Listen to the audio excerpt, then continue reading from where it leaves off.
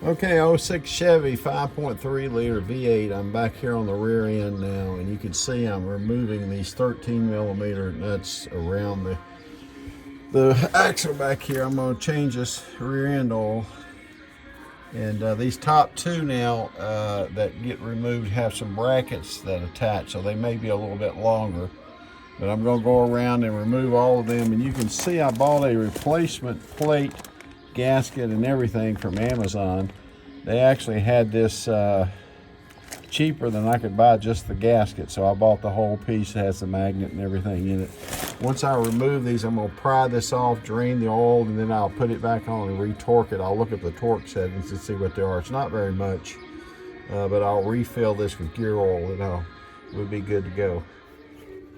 All right, I'm in a tight spot here, but you can see I've got now the gasket and the cover removed.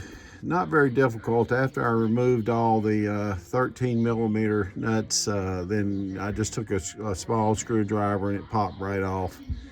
And the oil, you can smell it's old. It's 120,000 miles roughly on this vehicle. So, but I've got it off now, and rusty on the outside, but it's going to be a shiny new one here soon.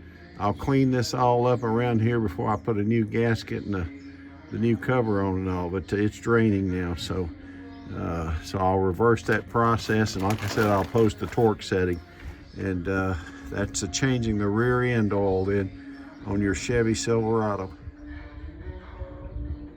All right, I thought I'd take a last final vid here, just showing the new plate and gasket installed again.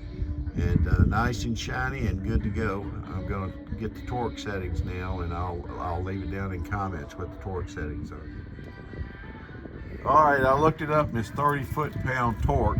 So I got my torque wrench here, and I'm going to do this in a crisscross pattern at 30 foot-pounds. And the job is finished. I'll fill it with gear oil. All right, I'm over here now on the fill side. In the front, toward the front, and I've got the plug, and I've just used a socket head to take this fill plug out here, and I always put a little anti-seize on there. And I got me just an old Pennzoil pump, and I'm going to pump me some fluid in now and fill this thing. Now I'm not exactly level here, so I'm just going to get some pumped, and then I'm going to wait. I'm not going to torque it down or anything yet. But this will complete the job. Then I'm just going to fill it and put the plug back in.